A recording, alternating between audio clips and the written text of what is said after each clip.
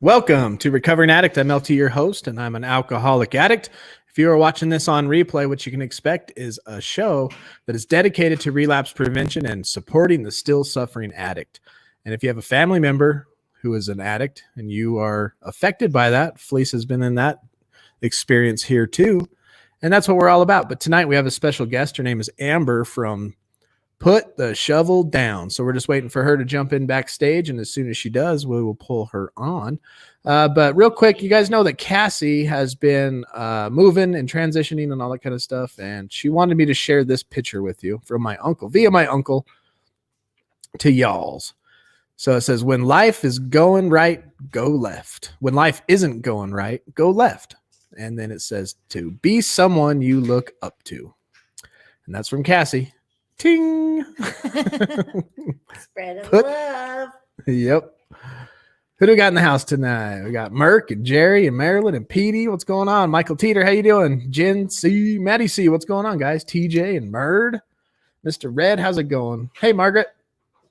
We are all doing good. How are you doing? What's up, Ricky? Right on. So like I said, we have Amber from Put the Shovel Down. She's backstage right now. I'm going to pull her on and we'll chit chat back and forth. Haley, back for night 2. Glad you're back. Haley, nice to meet you again. What's up, Desmond? Night 2 in a row. And then Desmond Cook from Australia. All right. How's it going, Amber? Hey, Felice. Hey, LT. Hello. Nice to see you. Good to see you guys. Glad to be here. Thanks. Yeah, so we'll just let you tell us about yourself, your story, what you know about addiction. And then I've been talking to somebody who wants to remain anonymous, but she wants me to tell you her story, and then she kind of has a question of where she's at in her life. She's a non-addict. And so once we get into it and get things going, I will obviously anonymously tell you her story, and she's watching right now, and she was looking for your advice too. So yeah, introduce yourself, and the show's yours. Yeah, sure. So my name is Amber Hollingsworth, and the first question people usually ask me is, am I in recovery? Because I'm a substance abuse counselor. I'm actually a master addiction counselor. And so first thing out the gate, people want to know, are you in recovery? So I'll just tell you so you won't be wondering. I am not in recovery, but I come from a long line of people who need to be in recovery who aren't. So I come from a long line of people with substance use disorders. My mom had addiction, died of meth. My dad and all his wives have had addiction, grandparents, you name it. I've lived through it. So, so a lot of people ask me, is that what got me in the field? But I wish I could say it was, because it seems kind of like a really good origin story. Like I lived through it and I was just passionate about it and I want to do this, but it's actually not true. Wish it was.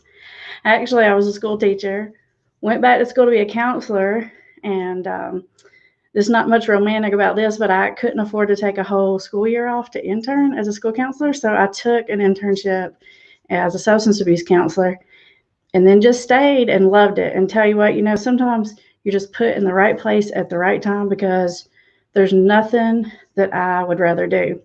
And so typically in my office, we see whole family systems. I am the person usually that works with the person with substance use disorder.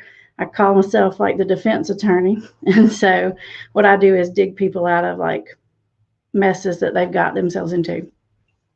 But I take all that knowledge about what's going on, not just the science, which I talk a lot about, but also the psychology of addiction, to help families understand what to do and how to help their loved one. And that's what my YouTube channel is all about. It's really geared toward families to help you understand the science and psychology of addiction, so you can recover your loved one if possible and get your life back on track, one way or the other.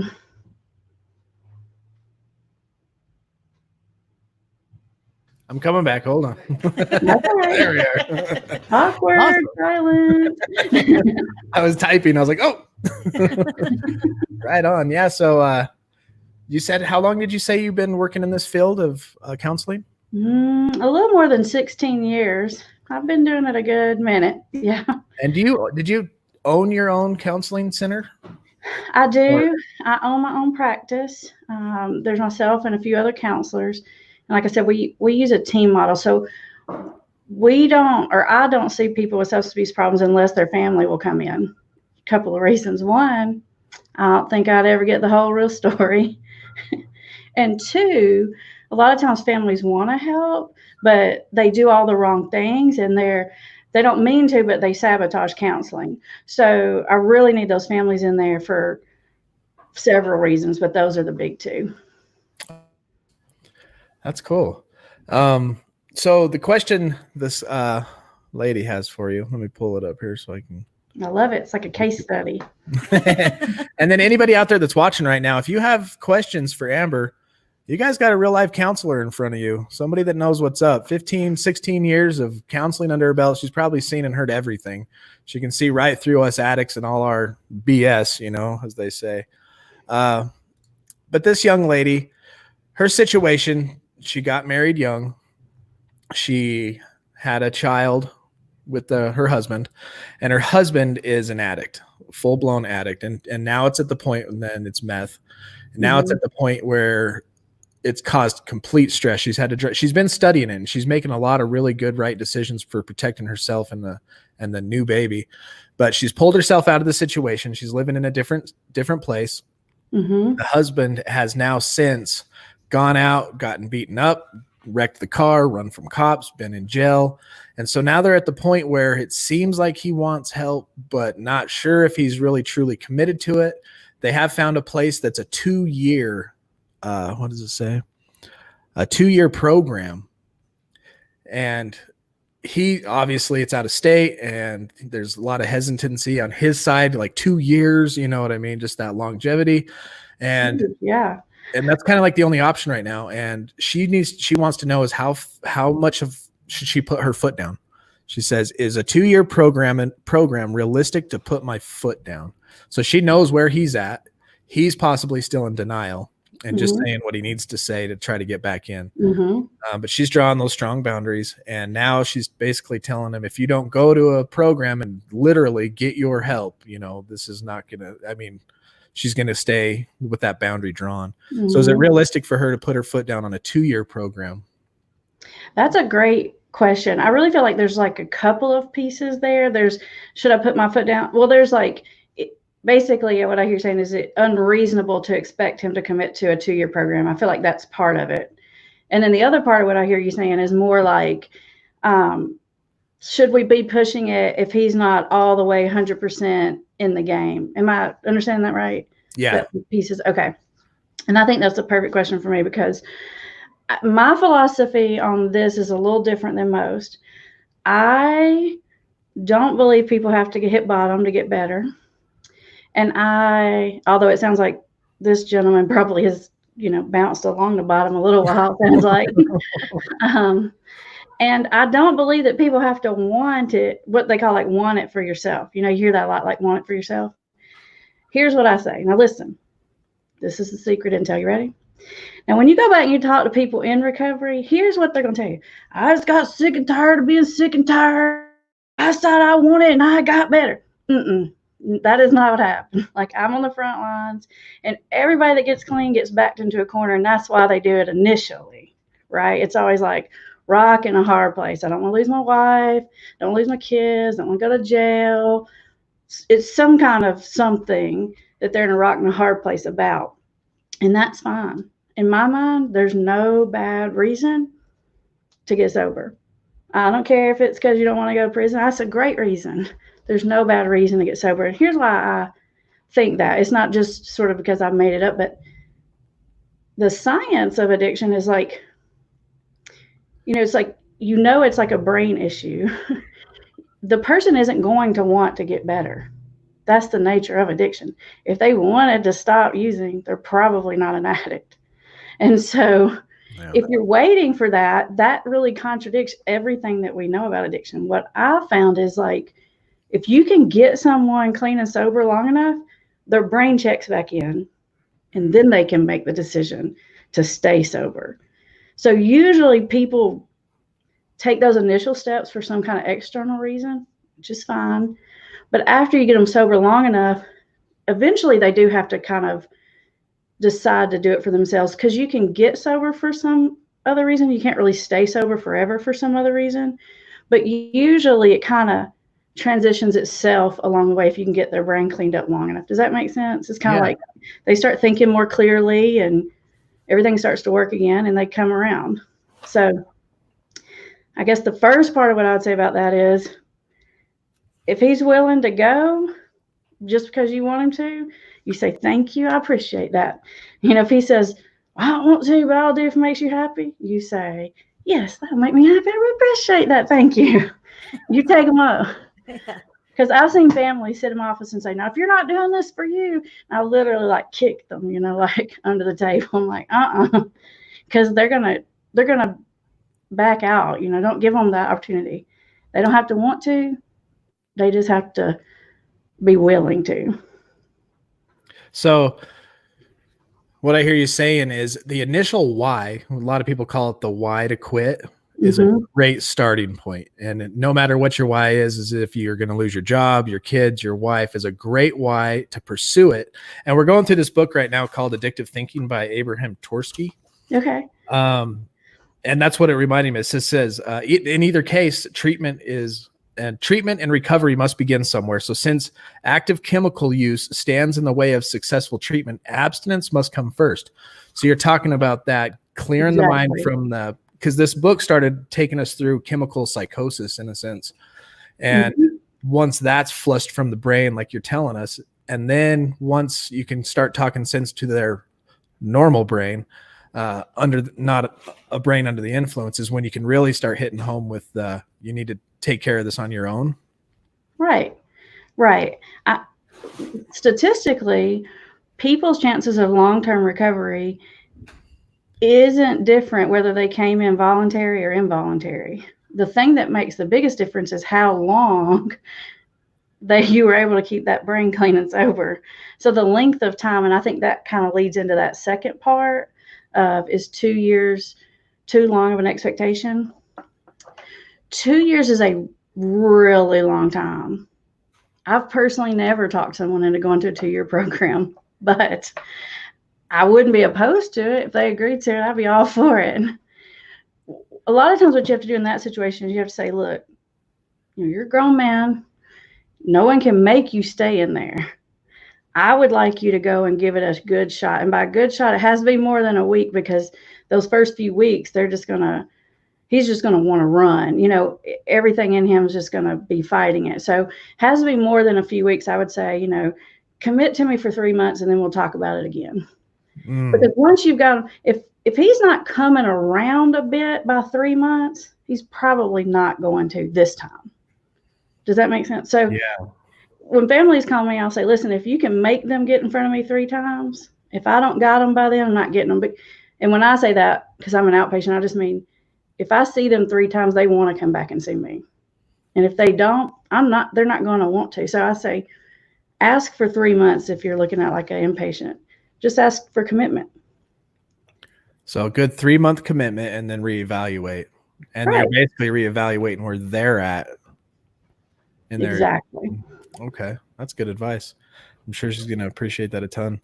I kind of experienced the same thing, because when I went to my IOP at 47 days, I talked myself into drinking 3 shots. I didn't go crazy, but it took 2 months before I was backed into a corner, like you're saying. I was losing my job, I was ruining my reputation. Things at the house were just a mess. And so that was my why. And then after that first 2 months, it took 2 months in that IOP before finally it clicked and I wanted it. So because what happens is the person starts to feel better and they start to recognize they actually like their life better and that things are going better. And so then somewhere in there, they transition over to wanting it for themselves. But no matter what people tell me, I've just never really seen it. I'm always on the front ends of people just deciding they just wanted it, And if they did decide it, in about 2 hours, they're going to take it back. 2 days maximum. So even those that are like, please send me treatment, they're going to backpedal quickly. Yeah. Wow. Yeah. That's a tricky business you're in. What is your do you have like a go-to technique when you're talking to somebody for their first time walking up to you wanting treatment? We're super casual in my office. And my thing is I want them to know like I'm completely aligned with them, that I'm not their probation officer. I'm not there for them to be in trouble. I actually tell them that I am there to get them out of whatever mess they want to get out of. Awesome. So I say, I'm your lawyer. And right now your voice, you don't have any credibility. No believes anything you say. And so whatever you need to get heard, you need me to help you get it heard because they don't have any credibility. And I really do help them because a lot of times they do have some valid points about things their family's doing that's problematic and all that kind of stuff. But because they've made all these mistakes and, nothing they say is valid. So they kind of need, it's almost like they need a little help in getting their voice heard. Right. Yeah. And so the last time we talked, we were asking what are the 2 things that you wanted to talk about that you're highly passionate on? If you want to just go ahead and go on a nice spiel about that. Sure. Yeah. So my big things are that kind of, I've mentioned them before, but people don't have to hit bottom to get better. They just have to know that they're going to. It has to be more uncomfortable. It can't be so early on that it's not uncomfortable enough yet. But I don't think people have to hit bottom. I don't think you have to wait for people to hit bottom. And the other thing that I believe that's pretty different than other people about the family piece is that families actually have a lot of influence in the situation. Now, I know you're told you can't control it and you can't cure it and you didn't cause it and all that. And all of those things are true, but you can influence it. And so that's what I teach families how to do, is how to influence it, move people in the right direction, because a lot of times you can't get your loved one in front of early on. So I teach families, I say, this is exactly what I would say if I were sitting in front of your loved one. And if you can't get in front of me or someone else, then you are the front line. And I teach them kind of how to do it. Yeah, you got some good stuff in your channel. I liked the one about the boundaries versus the controlling. Mm-hmm. How you broke it down to make it be like how you feel and not so much an ultimatum. Right. Because I hear ultimatums all the time. It's so hard not to be like, if you do this, then I'm going to do this. Right. Anytime you make a decision or a boundary, it needs to be about what you can accept and tolerate or can't, not about what you think is going to fix them or back them into a corner or be best for them. You need to make a boundary about what's best for you, not what's best for them. I call it staying on your side of the street. Yeah. Mm-hmm. Yeah, that's one of my favorite ones. Yeah. That was so good. So many things. So Des says, I found a person is made to go in treatment, especially from the courts. A large number of them fell here in Australia. They fight it all the way. I think a lot of times it depends on, what type of treatment. Another thing there's just a lot of dynamics that go into play. I really think probably the least of which is the fact that they were made to go into treatment. A lot of times if someone's made to go into treatment, they get put in like a court-ordered type program. And so they get put in a program where everyone in there is made to go. And it's usually not the best treatment.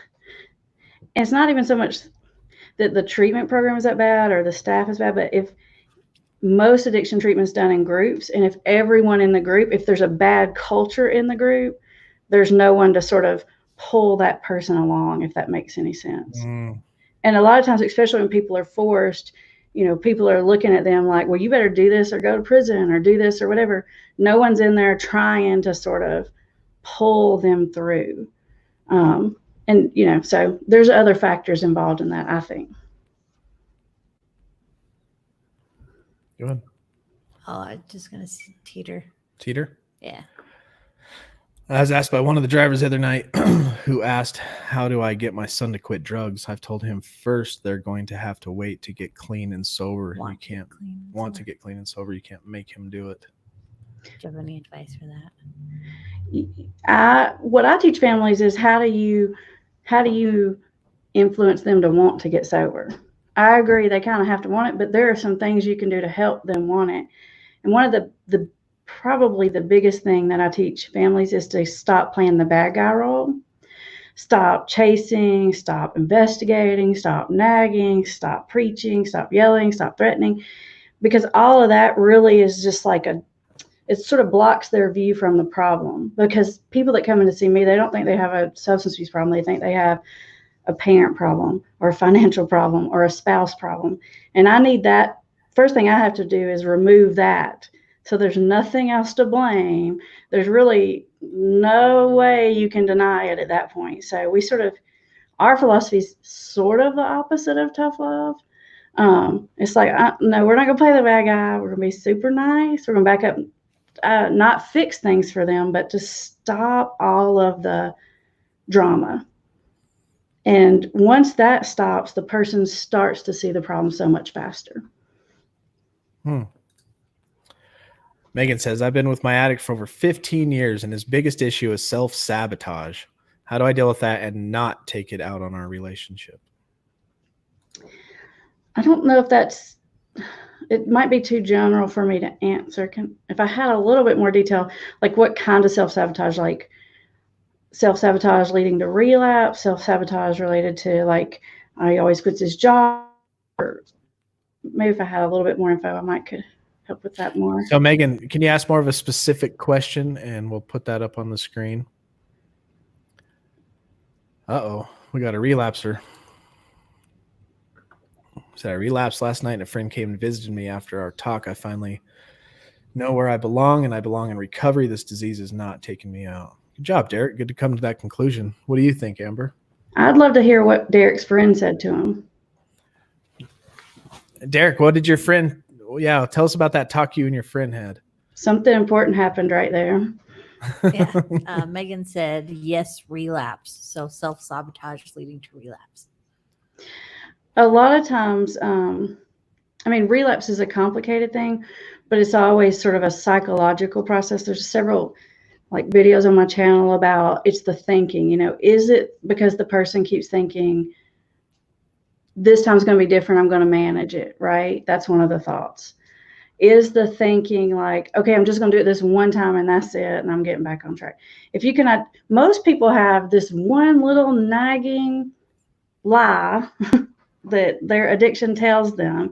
And once you can identify what that is and confront it and sort of look at the truth of it with them, which is what counselors would probably do, you can help that person stop falling into that same pit. But honestly, it's usually the same one or two things. Maybe it's like, okay, I'm going to stop using drugs, but I'm still going to keep all my friends, and I'm just going to tell them not to use in front of me. There's some mistake that they're making, and it's usually the same one over and over. If you can identify it, you can sort of get around it.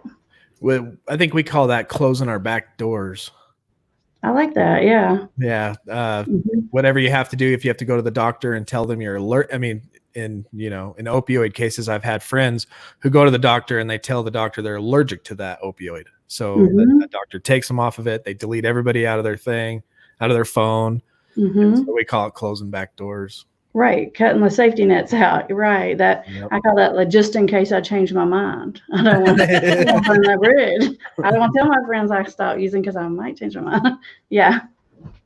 Okay. So your treatment center that you run, is it a 12-step program or is it a different type of program? And there's a question I'm going to pull up to follow that. Sure. I like to say we're non-denominational recovery. We like it all. We like 12-step. We like it all. I've seen people get sober in every kind of way. And if it works, I'm for it. Yeah, me too. Yeah. So what is your main, so when you pull someone into treatment, you obviously are doing the group therapy if it's an intense outpatient, right? Right. The people that come see us, they have the groups, pretty intensive groups. And then they also have individual counseling and family therapy. We give you all the pieces. Yeah, that's kind of like the one I went to. What kind of work? We had to do a lot of book work. What kind of book work do you push them in? I don't do that. I don't do homework. Let me tell you why I don't do homework. I don't do book work, because what happens is a lot of times the person's not going to do that book work, maybe because they're ADD, maybe because they just didn't want to, maybe because they were busy. And then what happens is they feel bad that they didn't do their assignment, and they'll stop showing up to counseling because they feel guilty that they didn't do their assignment. Does that make sense? Yeah. And so I don't want that to become a block. Now, sometimes people ask me, what would be good for me, or what's a good homework assignment, or hey, this might be good for you guys. I'd like for you to do this, but I don't do a lot of assigning like that because, like I said, it becomes a block. The roadblock, the homework itself becomes a block.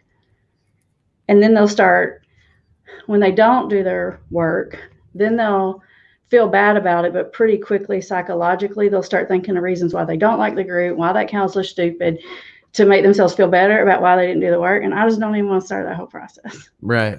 Yeah. Don't even let that thinking get in their head. I like that. Mm-hmm. Haley says, do you believe that the STEP program needs to be completed? So somebody that started the steps, you're a fan either way, as long as you recover.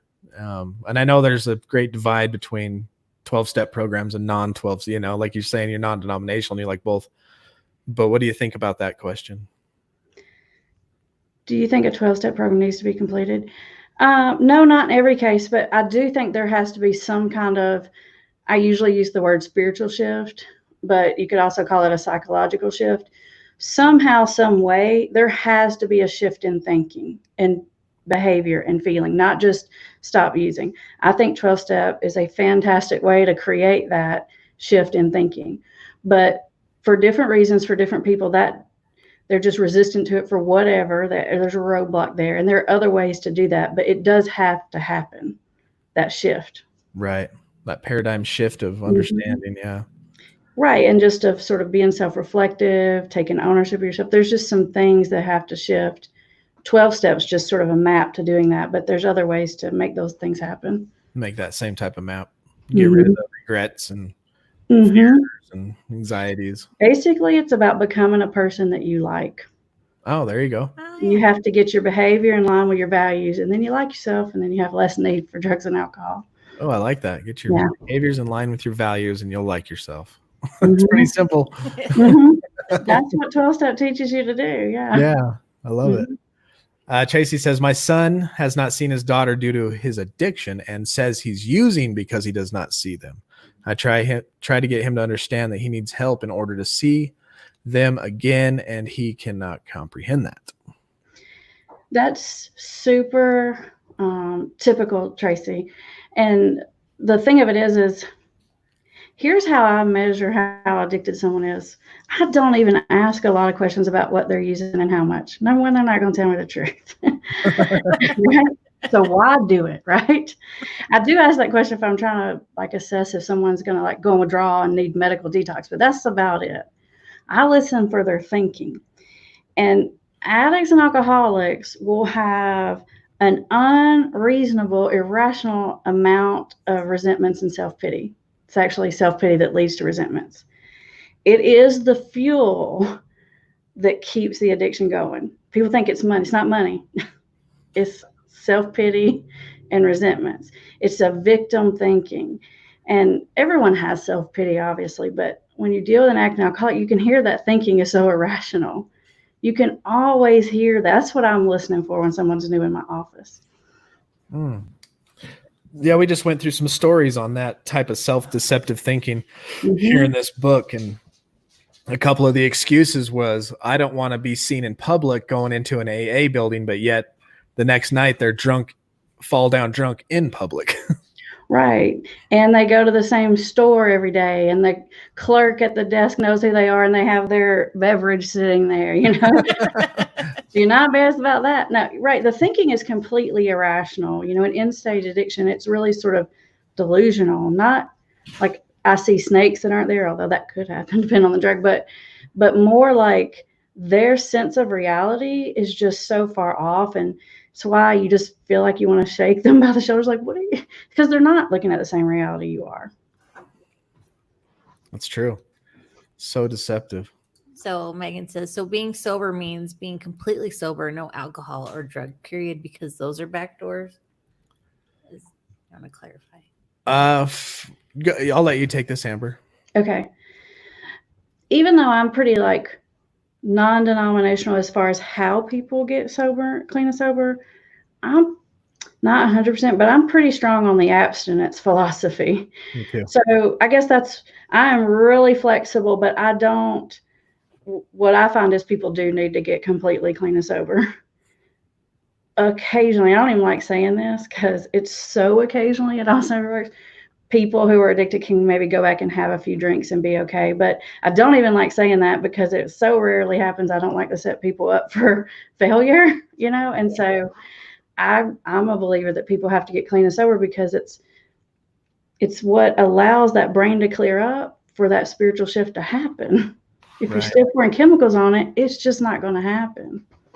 And then by making that step to complete abstinence, you learn how to cope with life on life terms. And that's not even just talking about tragedy, stress, or anything. That's talking about, I want to relax. You can learn to relax in a different way. Right. Learn to, chill out or whatever. Or even celebrate, even good things. Yeah, celebrate. Mm-hmm. Sky says, you're awesome. Sky, get you following me around and say that all the time. I'll just feel great. Also, Green-Eyed Cat says this lady is so on point with Addicted Mind, yet hasn't been addicted herself. I've never seen that before. I bet you hear that a lot, huh? Well, here's what I say. I wish I was in recovery because it's easy for y'all. Because you get immediate credibility. If you're going to be in this field, not be recovery, you better know your stuff because they're going to be watching you. So you really better know it. Yeah. Lisa and I were talking about that after our conversation the other day, and I could see that there was a person in my IOP who came in non-addict, and there was the whole group had a buffer against that person because they had never been an addict. How long does it take for you usually to break through? I'm sure everybody's different, but do you notice a pattern of how long it takes to, like, things you got to do to show that you're trustworthy, I guess? When I was a newer counselor and people would ask me that question, I was probably more intimidated by it. And I would say something like, I'll tell you when you graduate, because by the time they graduated, they already believed in me. So it didn't matter. But now it's right on my website. You look at my picture and it says it. What people are really after when they ask that question, when they say, are you in recovery? It's not really, are you an addict or not? What they're saying is, can you understand me?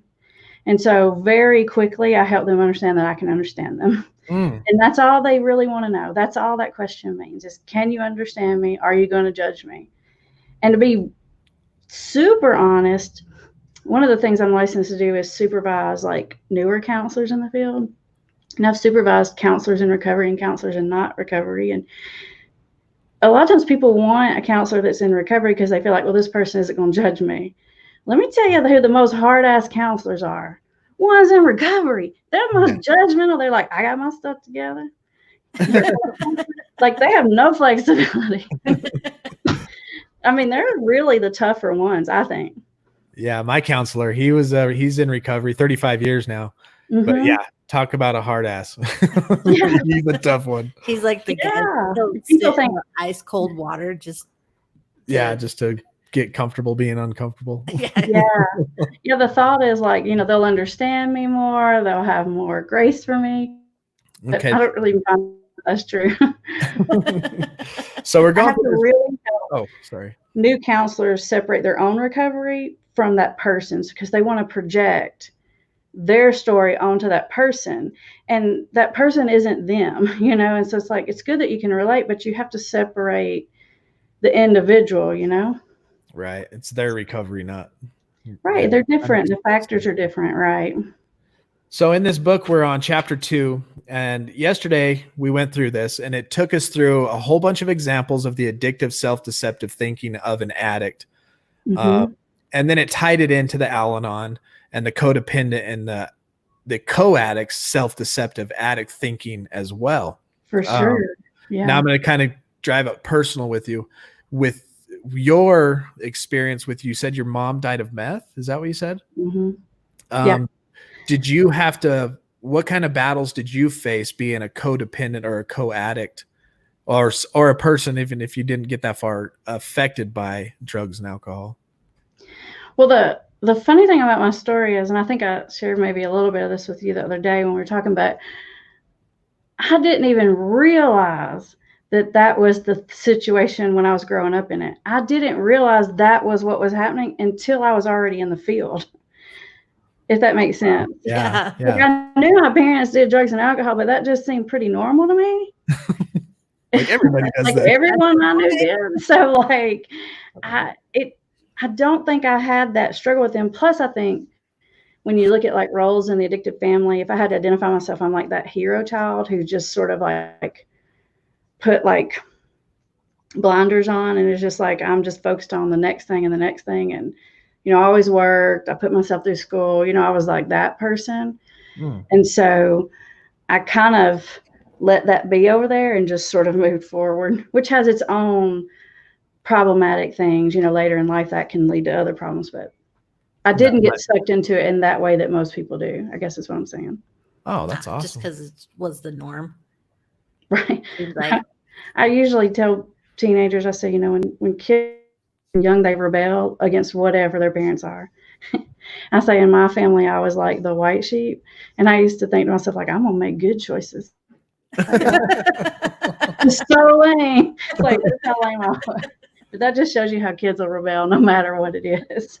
They're cool. They're the cool ones. I'm like, I'm gonna be responsible. You know, I'll show you. I'm doing the dishes. Ridiculous. Right? It's ridiculous. That's awesome. It's Oh, we're really, doing it all wrong. I'm just kidding. I know. It's crazy. Did you find a question in there? Yeah, there's a couple of questions here. Does Amber believe in maintenance programs? Okay, Are hold you on. Let me set the stage here real quick. Yeah. Let me set the stage. In this, and I don't know how far into the community of YouTube and Facebook recovery programs are out there, but the Suboxone issue is like this big, you know. Landmine. I'm well aware. Okay. All about it. It's all yours. Here's what I think. I'm more in the middle than most people. I don't think in the end it fixes addiction. I think it can stabilize chemical dependency. But I personally believe it's two separate issues. Chemical dependency and addiction are two separate things. So I think that there are some pros to it. I'm not like adamantly against it, but most of the people I see, they try that and I'm fine with it. But most of the people I see find that it in the end doesn't work for them. They feel trapped by it. They want out. They take it and then they don't take it and they have lapses. They sell it. I just think it's one of those things that sounds like it work good in theory, but in reality doesn't work as smooth as we would like it to. That's where I stand on it. I'm pretty much the same right there, because abstinence is where my goal is. But if you need Suboxone to get you there, this is kind of what I say. And you're working with a counselor and a physician. Right. And they're counseling you through this. And the end goal is to hit zero grams of anything. And you still, I don't care if you're down to 0.0001 gram of Suboxone, the next day is zero and you've got to battle it regardless. And that's where you're talking chemical dependency and addictive behavior, correct? That's part of it. But like, I have seen people and I have known people that did like a Suboxone program and then worked a really good recovery program and got their thinking straight, regardless of whether or not they stayed on the Suboxone. What I'm talking about is most get on the Suboxone or methadone, but they don't do anything to fix this delusional thinking, this self-pity and resentment, these bad family relationships. So even if they did it exactly like they're supposed to, even if they're on 1 milligram a day for 20 years, I don't even care about that part so much as the fact that this isn't everybody, but most of them don't do the psychological work to change inside. There you go. So it can get you here, but it cannot get you all the way over there. And I know people get upset about that. People can like say, that's okay. Everybody, I've been blasted for it. It's all right. Well, that makes total sense. If you're not using, if you've gotten yourself off of the bad heroin and all that kind of stuff, you're on Suboxone, you're at a low milligram per day, but you're not getting your thinking right, then yeah, you're not in recovery in that sense. because recovery is more than the drug use. It's what we've messed up between our ears, right? Right. It's about getting your head back on straight. It's about getting your behavior in line with your values. It's about learning to live with integrity, and it's all of those other things. And it's not that I think that cannot be done on Suboxone. I think it could. I just don't think in most cases it is, because Suboxone like makes the person feel stabilized enough that they're not really uncomfortable enough to do that other part of the work. Right. Oh, gotcha. That makes sense. All right, here's a question from Derek. How do I set boundaries with people without coming on like it's confrontational? I have about 52 videos on my channel about boundaries. That's a big question. It's kind of like, what's the meaning of life right there? Give me a boundary you want to set, and I'll tell you maybe how to set it. Like, tell me something that is a specific issue, and I'll tell you. This is kind of my opinion on that, Derek. And also, Felice is going to be putting Amber's channel in the link. Make sure you guys go over there and subscribe and watch her videos on boundaries. She's got some awesome videos. Felice and I have been going through them. But Derek, in my opinion, with that one, without coming on confrontational, you don't have to be a jerk to let people know you're in sobriety. What I did is I just came up to people and I told them the honest truth. I said, hey, look, I have a problem. I am an alcoholic. As soon as I take a drink, I'm going to drink the rest of the night and wake up somewhere and I don't remember. I quit drinking. No offense. I love you, but I can't be around it. And everybody is way more supportive than I would have ever imagined. Oh, all yeah. my family, all Felice's family, anywhere we go now, because I've made it so apparent and so clear that I'm not going to use drugs or alcohol, that when I show up, they have sober parties now. Or if I'm not there, they'll drink, or if there's going to be drinking, I'll show up 30 minutes early before people show up, say hello, and then leave, and then the party starts. But okay. So I get it now. So I wasn't understanding. Derek's talking about setting a boundary about his own sobriety. Yeah, Derek's relapse. I was sort of confused. I love what you said, LT. I have a friend who talks about, like, when you go into restaurants who's in recovery and they're always like, can I get you a drink? And get you a drink. He said, he'll be like, no, thanks. No, thanks. He said, the third time that person comes up to me, he'll say something like, dude, if I drink that drink, I'm going to ruin your night and everyone else here. He said it's like funny thing to say. Yeah. If you use some humor with it, I think it goes across really well. But I also agree with LT. Like, I think people are always scared that that's going to be weird, but it's really not. People respond really well to that. And my group was talking about that this week. And the only people who are not going to respond really well to that are people who are actively abusing drugs, because it makes them feel uncomfortable. Other than that, everybody else is going to be okay with it. That's true. And that's that whole misery loves company thing. Right. It makes them feel uncomfortable. And so, because they think that you're being self-righteous, even if you're not, they start judging you, thinking you're judging or something. And they feel guilty for what they they're feel doing. Guilty. Ultimately. They're the only ones you really got to worry about. Yeah. Right. And that's been my experience as well, twice in my life. Denise, welcome, Denise. I'm in recovery and everyone around me has relapse. What do you do there? Okay, let me set the stage so that Amber understands a little more. So we have two programs down in Arizona that watch this channel, Anchored Hearts and I can't remember what's the other one name? Sawyer House. Sawyer House. So there's two programs that watch us nightly, and about 2 weeks ago, somebody brought drugs to both of these treatment facilities. I think it was alcohol. Was it alcohol? Yeah. Okay. And so 95% of the people relapsed, and Denise is one of them. Did you relapse, Denise? I can't remember if you were one that relapsed or not. But so that's what's leading to her question. She's they're watching from inpatient treatment right now. Okay. Man, don't you hate that? It's kind of like when you're running treatment, if one person goes down, it's always more than one. Just a little domino effect. If you lose one, you're going to lose several. And I hate that, Denise, but my guess is before those substances got brought in there, you had already figured out who was who and who you needed to be connected to and who you didn't. And I think if you hang tight and you put yourself around people who think and feel like you want to think and feel, you'll make it through. All right. So if you're in the treatment program out there, partner up with the people who want to recover. because you're instinctively, addictively going to partner up with the people you know who's going to sneak something in and be sneaky with you. Yeah, before the drug came in there, you know, like you could ask yourself, if drugs came in here today, who would do what? You probably know the answer to that. Yep. Who's the ride or die? Who's down? Who ain't gonna snitch? It's hard though. I mean, I don't want to minimize it because, yeah, I mean, you're vulnerable. You're obviously vulnerable. You wouldn't be there. You know you're vulnerable, and that's why you're there. And it's sad when that happens. I had a girl keep going. She says, "No, I haven't. 150 days and going strong." All right, so she's one that didn't relapse. So nice, good for you. Awesome. Yeah, they make some good food down there. So I was talking about it. It was making me hungry. So take her advice, and that's kind of closing back doors. Even if you are in-house treatment, is to stay associated with the people who are on the path of recovery. Yeah, I like that, Amber. Yeah, some of those people. Is it Denise or Denise? Denise. She had to correct us. You guys watching, y'all need to hang out with Denise. She's on. Yeah. That's awesome. We got any other questions hanging out?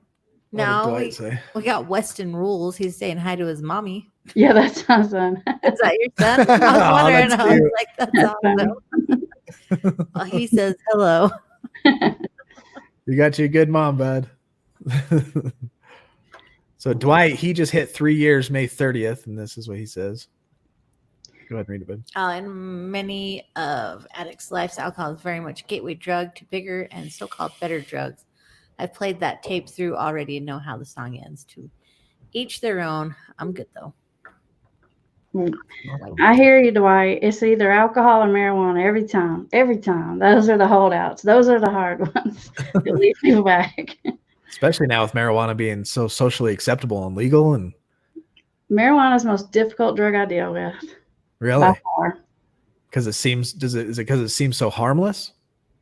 Because the culture around it today is just, it's a lot more accepted in a lot of ways than alcohol is. Yeah. And there's just a lot of culture around it, and people's understanding about it really is kind of skewed. And people think, oh, I'm just going to do this, I'm just going to smoke weed, and so that's the problem. I think it's just really hard to get people to stop smoking marijuana. Yeah. Really hard. And it's been, advertised for how many years that it's like, oh, the peaceful, happy people drug, Mm-hmm. Yeah. And then the excuse to use it for anxiety. If you look at any piece of literature, you'll see that it jacks your anxiety through the roof. It does. Nothing that is said out there. Everything that people tell you, you can just think, what's the opposite of that? That's what the truth is. That's my experience with marijuana. Because I would smoke weed and go right to work, so I didn't have to talk to nobody. But if I just smoked weed and hung out, I ended up in self-pity, self-destructive thoughts of just, oh, you're a failure, you did this, and then oh crap, what if I get drug tested? Oh, and then it's paranoia every time. Yeah, it's just problematic. Plus, people think about marijuana like from the 70s, and it's so much stronger now. And not just that it's so much stronger, but used to people might be with their buddies and pass a joint around, and the amount of marijuana you would get would be like 2-3 milligrams. Now you have your vape pen, which is like 20%, that you're literally vaping all day long. It's not the same. It's different. It's not the same. You can't be thinking about that and comparing. That's so true. All right, go ahead, Ben. So Amber, am I not supposed to give any guidance or tell him when I see my addict going down the same path or in that direction? That's treacherous territory. If you've built a solid, trusting relationship with that person and the door's open for it, then you can. But it's definitely tread lightly, because it's kind of like if you say, oh, you're in relapse warning signs.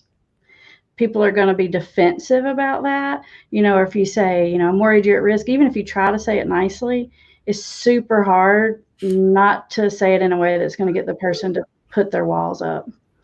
You might say, I see that you're under a lot of stress lately. You got a long plate. Is there anything I can do to help you? Say something to be supportive, but it's hard to tell people they're headed in the wrong direction and they take it well. Yeah, nobody wants to be told what to do, especially when their mind's made up, huh?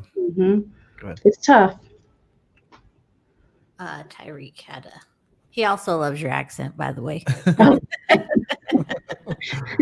Super Southern, yeah. Says my addiction has caused me to have anger problems. What do you recommend? Stop using. You'll feel better. That's the first thing. There it is. That's the first thing. And the second thing, I find that a lot of times people that have anger problems, the real stem of it is anxiety. Because what happens is they're sort of staying on the edge of their nerves. That's what I would call it in South, on the edge of your nerves. Plus, if you have a lot of anxiety, you have that tendency to obsess. So something bad happens and you just like ruminate on it until you work yourself up into that anger. So the first thing is stop using, and my guess is it will get a lot better. And then after that, I would address if there's like an underlying anxiety issue. Because usually I find that anxiety is what makes people angry, honestly.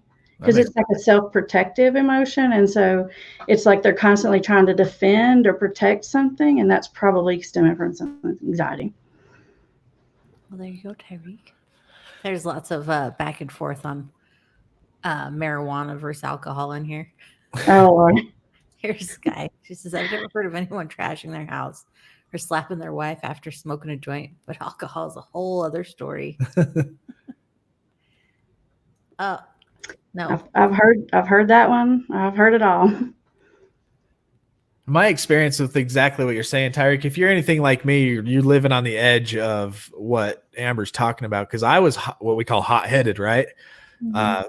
Even and more so when I was in my addiction, and I would be driving through traffic, and the reason I was getting so mad at the people in front of me because I wanted to be there before them in a self-important type of way, and my anxiety for them to get out of the way was having me blow up. And I think living on the edge of your nerves, like she's saying, is what I even today, and I'm still battling this today, worrying about what I had to get done at work and not really agreeing with the way that it's being done, but the whole time I'm stewing about it.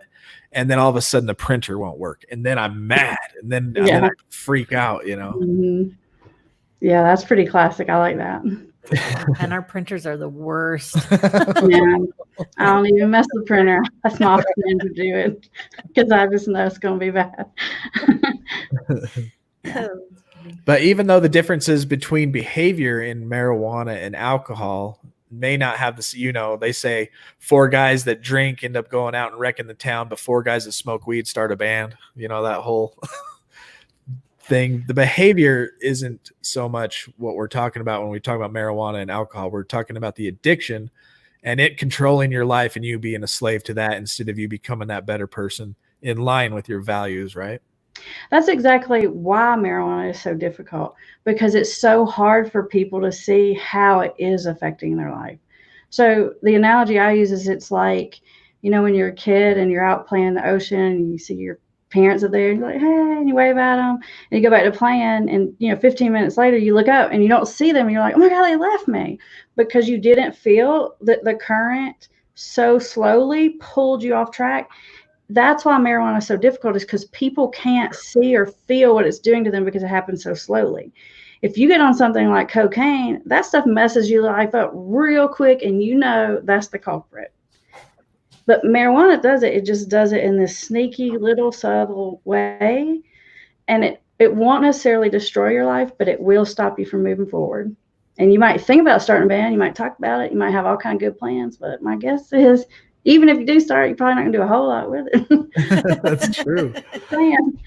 My experience with marijuana and just the effects of it, I mean, in that same sense, you just kind of stay on one plane without ever moving up, was literal memory loss. I would have days that would disappear. I would be in the moment, and it would almost be in the sense I wasn't out of control, but I wouldn't remember that other day, almost like a blackout. You remember, you forgot a whole rodeo trip. I forgot a whole rodeo trip, and that's when I was smoking weed daily. I mean, right. Like you were there. That's what I say. It just gets you stuck. You just won't move forward. That sounds crazy. Tyreek says he is sober, and he does play things over and over in his head until it's out of hand. A lot of times, Tyreek, if you'll process those thoughts out loud with someone, you'll make sense of it, and you'll be able to contain it. When you just keep something in your head and then you replay it over and over, it's like a snowball, and something that's this big ends up being this big. If you'll write it down or you'll just talk with someone about it, you'll sort through it better and make sense, and it won't keep growing like that. It's the rumination that leads to the eventual sort of explosion. Yeah. Because our imaginations run wild and we always go to the worst of everything. And yeah, so Tyreek, I guess in a sense, you're sober, you're in recovery. We know that your next step is to maybe start, when you feel these initial emotions of anxiety or anything that's keeping you on that edge, talk to Brittany about it, or call a friend. If you don't have a sponsor, get a sponsor and just phone them and just say, hey, this is the way I'm feeling. Like she said, air it out and take the power out of it. Just talking about it loud help. It doesn't even matter what the other person says or does. That's what I love about counseling. People think you helped them, but you just sit there. The talking about it helps. It's literally the part they're doing that's helping. Yeah. That is awesome. You just have to talk things out, and then you're like, oh, well. You figure it out yourself. Right? I need you. Yeah. Do it all the time. Exactly. That's funny. Megan says, Amber, what would be your one piece of advice you would give for families of addicts? If I had to narrow it down to one thing, I would say stop letting them put you in the bad guy role, because it makes you feel crazy and it definitely keeps the addiction going. So what is that? Could you give us one little example of addict putting somebody in the bad guy role? Right. Usually there's at least one family member. It's usually the person closest to that person. It's usually the mom or the wife or the husband. And that person, the family member, feels inside of their being, everything inside of them knows something is wrong. And sometimes they don't know what it is, but it's like this alarm bell's going off in their head. So they start constantly trying to prove it and find it and get the evidence and arguing with the person. And so they start engaging in this power and this power struggle battle with this person. And you're sort of allowing them to suck you into being the bad guy. And they'll keep at you until you act crazy. And then everyone else in your life, they'll go around telling how crazy you are. And they'll have like all these supporters, and you're spending all your time just trying to prove it because you know it's true. If that makes sense. Yeah. So that's just little things that goes down, and it's not helpful, and it just completely destroys your own sanity when you're just sucked into that. If you're their family member and you're their loved one, and this is like your kid or your spouse or your best friend, you know them like the back of your hand, and you don't have to find proof. If your gut tells you it's happening, it's happening. Wow. That's awesome. Well, that's an hour, everybody. Is there any last questions you would like to ask Amber before we close out? And Felice just put her YouTube channel in the description. Make sure you guys go jump over there, watch a bunch of her videos, leave some comments and like them, and do all that good stuff. She's got lots of good stuff on all these questions y'all are asking. Jerry said facts. Thanks, Jerry. I enjoyed it. Thanks for having me, you guys. Awesome. We'll wait about another 15. It takes usually on StreamYard. I'll give you some pointers here, but when you say something and then they comment, it's about a 15-minute loop. And then when you answer it, it's on 15-second loop. Sorry. Okay. And then when you answer it, it's another 15 seconds back to them. So there's a good 30-second disconnect. Okay. That makes sense. Lots of thank yous. Been there, done that. Thank you for stopping by, Amber. I just want to say thank you for this time. It was absolutely brilliant. Well, thank you, guys. Thank you, Amber. Tyreek's great advice. Awesome. Is there any last thoughts you want to leave us with, Amber? And anything you want to tell about your where we can find you, all your plugs? Mm-hmm. You guys are awesome. Thanks for hanging out with me. Just check out my YouTube channel. I don't have 5,000 places to find me. That's too much to keep up with. Me too. Watching YouTube right now means you understand YouTube, so that works. Oh, you have a Facebook page too, yeah? I do have a Facebook page, and I have a closed Facebook group for any family members. I will say this. I know that my guess is most of the people that watch your show are people that are in recovery. If you have a loved one that's constantly playing that bad guy role, that you need to understand how to be a better support for you, send them to the channel, because that's what we do, is we help them know how to be helpful and not make things worse. So if they go to your Facebook group, Nance says, do you have a website? Is that basically, if they go to your YouTube channel and hit your about page, pretty much can get everything too. I noticed you can find my website. It's Hope for Families Recovery Center. Oh, Hope for Families Recovery Center.com. That's it. Right on. Any last things?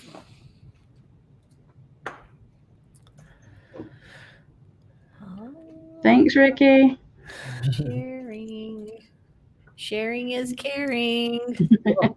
All right. Well, Amber, thank you so much for being a part of our show. And it was very awesome and a great pleasure to have you. Yeah. It was a pleasure. My pleasure. Thanks, guys. Have a good evening.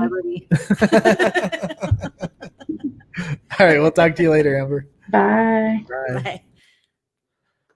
Well, that was awesome. That was insightful for me as well. I love talking to counselors, and I love their education. I love their point of views. They always, like, I'll be looking at it one way and they'll ask a question about the first part of the sentence that I just blew right through thinking I knew the answer to the problem. And it's awesome. So, all right, we're going to say the serenity prayer and jump up on out of here. So if you guys want to pray with us, God, grant me the serenity to accept the things I cannot change, the courage to change the things I can, and the wisdom to know the difference. Amen. All right, you guys, we'll be back tomorrow night at 8:00 on the dot, just like always. But until then, remember, stay strong, work your program, and remember, we recover better together.